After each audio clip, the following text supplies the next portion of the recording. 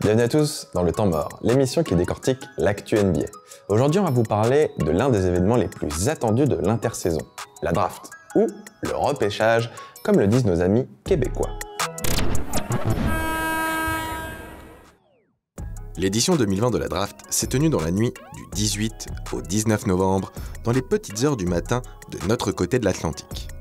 Une édition très spéciale, unique même, aussi bien sur le fond que sur la forme. Commençons par la forme. Cette année, Covid oblige, la NBA a troqué le Barclays Center de New York pour une soirée en visioconférence, quand même plus pratique pour respecter la distanciation sociale. Même si les rookies n'ont pas eu le droit à la traditionnelle poignée de main avec Adam Silver, les costards étaient de sortie.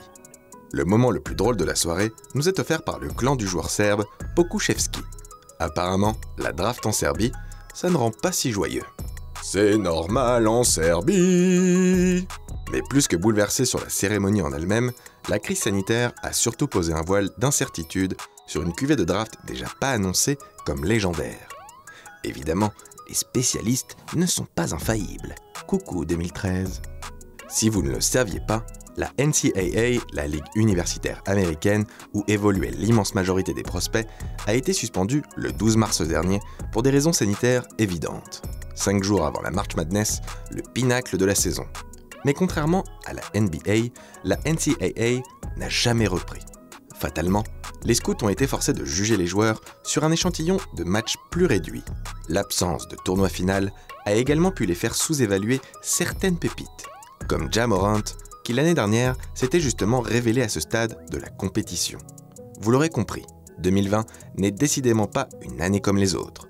Mais voilà, vous connaissez Adam Silver, même s'il faut monter une bulle à Disney aux restrictions sanitaires très strictes ou poser des caméras dans le salon de LaVar Ball, the show must go on. Si le transfert d'Al-Horford à OKC laissait envisager une soirée complètement folle, dans les faits, elle a été plutôt calme. Pas de blockbuster trade à la Jimmy Butler, ni de choix complètement inattendus. Dans cette vidéo, nous allons surtout nous intéresser au lottery pick, c'est-à-dire les 14 premiers choix. Et on commence avec un focus tout particulier sur le top 3. Contrairement à la cuvée de l'année dernière, la question du first pick s'est révélée être un vrai casse-tête.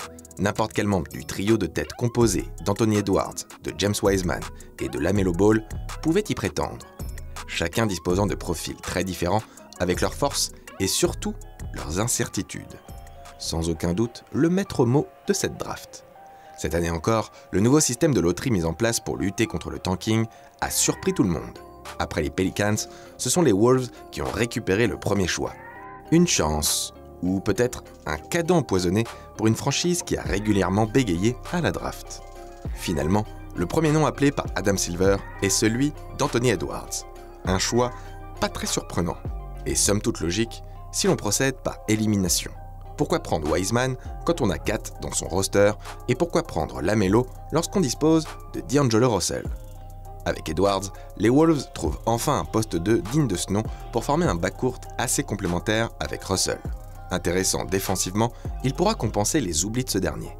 Il sera également capable de le suppléer à la création tout en étant capable de peser offensivement sans ballon, même si au niveau du tir longue distance, on est loin d'avoir affaire à un crack. Ce qui est intéressant chez Edwards, c'est son physique puissant tout en étant très agile. On tient là un pur athlète, qui en travaillant peut vraiment devenir une star. Le problème est là, justement. Assez irrégulier, beaucoup d'observateurs ont de gros doutes sur son éthique de travail. Et même s'il est très charismatique, ses déclarations ne sont pas toujours des plus rassurantes. On pense notamment à cette déclaration où il explique que le basket n'est qu'un boulot pour lui, et qu'il préfère largement le football américain. On peut le penser, bien sûr, mais de là à s'épancher dans la presse à quelques jours de la draft, on marche sur la tête. Le jeune Ryan Saunders saura-t-il le discipliner? On peut se poser la question. Au pire, à défaut de faire les playoffs, Edwards pourra toujours taper des top 1 sur Fortnite avec D'Lo et Kat. Après avoir dominé la ligue pendant 5 ans, les Warriors ont vu leur année sabbatique bien méritée, récompensée par un deuxième choix. Immense coup de chance ou retour de karma des finales 2019, à vous de juger. Quoi qu'il en soit, quand on peut compter sur un GM comme Bob Myers, on aborde généralement la soirée plutôt tranquillement, même si l'annonce de la blessure de Klay Thompson a vite refroidi l'ambiance. Malgré ça, les Warriors bénéficiaient d'un large éventail de choix. Ils pouvaient tout simplement garder leur pick, l'inclure dans un trade et pourquoi pas y ajouter Andrew Wiggins pour obtenir un joueur niveau All-Star, ou choisir de trade down pour payer leur rookie moins cher et économiser quelques millions en vue de la free agency. Dans tous les cas, pas de pression. L'équipe sera vraisemblablement compétitive l'année prochaine. Finalement, ils ont choisi la première option.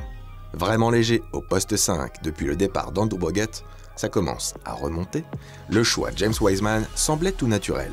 Wiseman apporte aux Warriors tout ce dont il manquait, c'est-à-dire de la taille et surtout de la défense.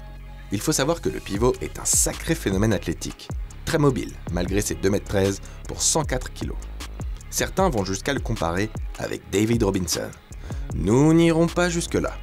Mais ce qui est sûr, c'est que dès demain, il peut s'imposer comme une tour de contrôle indéboulonnable en NBA. Le profil idéal pour Golden State.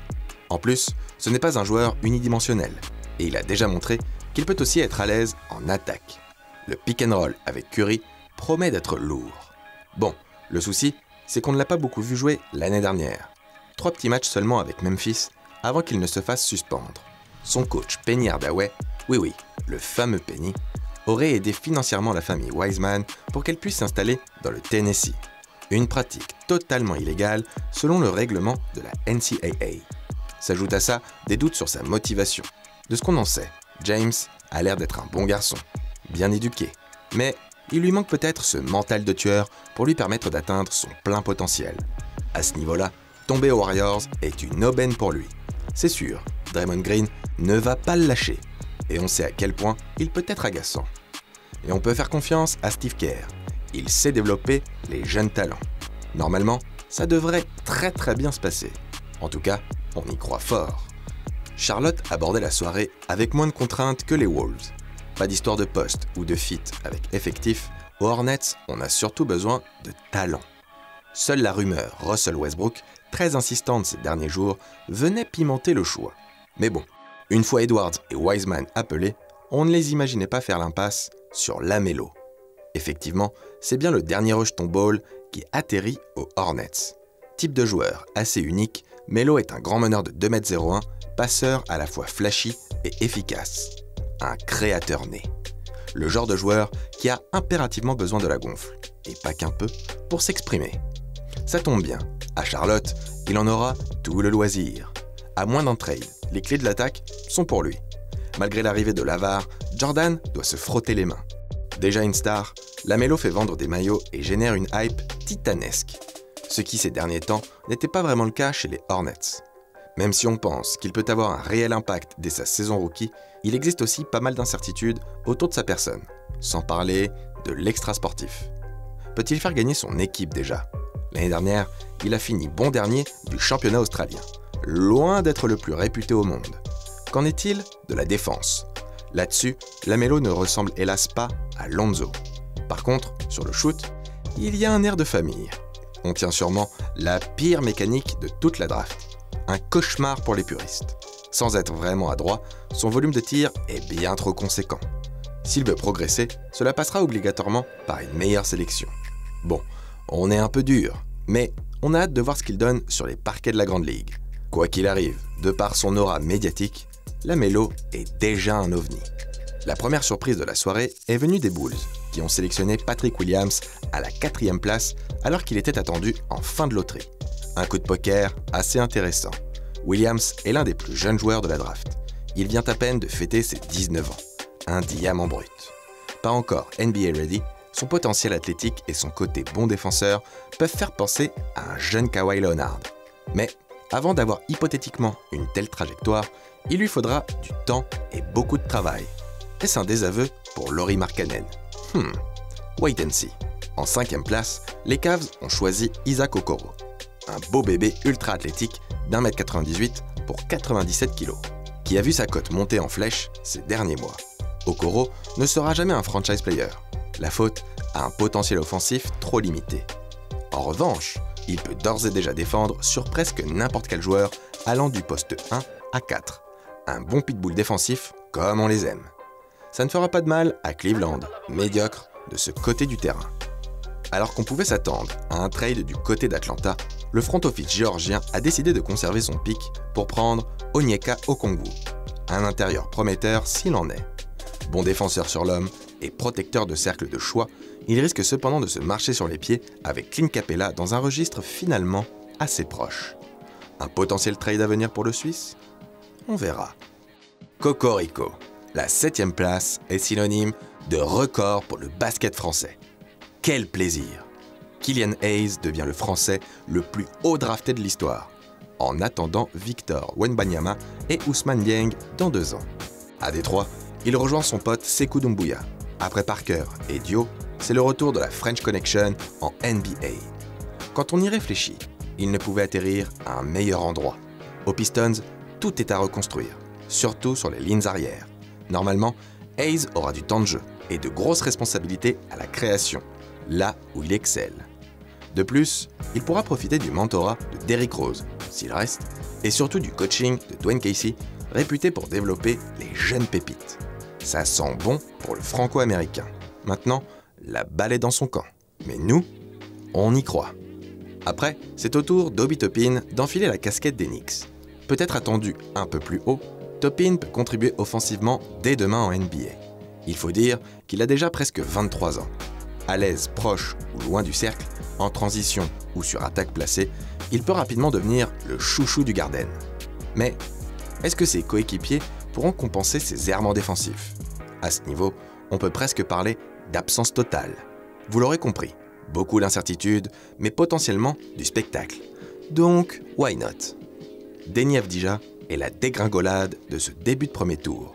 On le compare beaucoup à Luka Doncic, mais l'Israélien est encore loin du niveau d'un MVP d'Euroleague.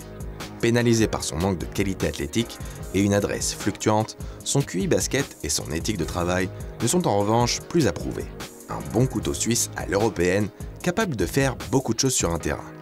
Du côté de Washington, son association avec Davis Bertans promet d'être plutôt intéressante. Deuxième grosse surprise, la sélection de Jalen Smith en 10e position par les Suns. Personne n'avait vu venir l'homme aux lunettes aussi haut. Poste 4, assez complémentaire de Dario Saric, il peut espérer une place dans la rotation, sans être trop responsabilisé. N'oubliez pas, Phoenix vise désormais les playoffs et a besoin d'expérience, ce qui rend son avenir assez incertain. On en vient aux Spurs, qui retrouvent la loterie pour la première fois depuis des lustres. Bien dégoûtés de ne pas avoir réussi à mettre la main sur Patrick Williams ou de trade-up pour Okongwu, les Texans se sont rabattus sur Devin Vassell. Un 3&D dans la lignée des Danny Green et consorts. Pas de quoi révolutionner l'équipe. À San Antonio, on connaît le protocole et on lui dit rendez-vous dans 1 an après une saison en G-League. Après avoir amusé la galerie en début de soirée en faisant capoter le sign trade de Bogdanovic, demandez aux gens avant de les signer, c'est la moindre des choses. Les Kings ont tenté de se rattraper en sélectionnant Tyrese Haliburton, un combo guard talentueux mais assez atypique et attendu plus haut. Une potentielle bonne doublure pour Fox ou un bust? L'avenir nous le dira. Enfin, pour mettre un terme au loterie pick, les Pelicans ont sélectionné Kira Lewis Jr., un meneur parmi tant d'autres, mais sur le papier assez complémentaire de Lonzo Ball. Reste à voir son rôle dans un effectif déjà bien jeune et en recherche d'expérience. Dans les autres picks qui ont retenu notre attention, on peut vous parler de Cole Anthony en 15e position au Magic, soit 3 places derrière son père, drafté en 12e position par les Knicks en 91. Superstar annoncé au lycée, le meneur des Tar Heels a connu bien des galères ces dernières années. Le potentiel n'est plus à prouver, le boulard non plus. Avec lui, on peut avoir l'impression que c'est du qui tout double, soit steal, soit bust. Orlando se renforce à la main et après Markelle Fultz, tente un nouveau pari. C'est plutôt malin. L'autre potentiel style de cette fin de premier tour, c'est Tyrese Maxey, qui file aux Sixers. 21e de draft, alors que certains l'attendaient au bord du top 1, on peut se poser des questions. Issu de Kentucky, on rappelle que les Wildcats nous ont quand même gratifié de Shai Gilgeous-Alexander et d'Aaron Fox lors de récents drafts. Maxey vient apporter un vent de fraîcheur sur les postes arrière de Philly qui en avaient cruellement besoin. Plutôt bon défenseur, très mobile et doté d'un QI basket intéressant, mais pour le spacing, il faudra repasser. On commence à avoir l'habitude avec les Sixers. Très bonne pioche ou foirage complet. Au pire, il ne reste qu'un 21e choix. Une prise de risque maîtrisée donc. Enfin, Le dernier joueur dont on veut vous parler, c'est Théo Malédon, notre deuxième Frenchie drafté cette année. Killian Tilly a manqué le coche avant de signer un two-way contract avec les Grizzlies. Annoncé top 10 il y a un an, voire même top 5 pour les plus optimistes, on peut parler de grande dégringolade pour le meneur de Lasvel, puisqu'il a fallu attendre le deuxième tour pour entendre son nom. Le protégé de Tony Parker paie la perte de sa place de titulaire et un temps de jeu revu à la baisse dans un club aux ambitions européennes. Doté d'un potentiel athlétique intéressant, les Américains ont dû redouter un scénario à la Frank Ntilikina, alors même que les deux joueurs sont très différents. La bonne nouvelle, c'est qu'ils se retrouvent à OKC, où tout est à refaire dans un effectif composé de Shai Gilgeous-Alexander, du contrat pourri d'Al Horford et de 4 milliards de tours de draft. Le trade de Rubio libère une place à la main. Malédon est bosseur et discipliné. Let's go!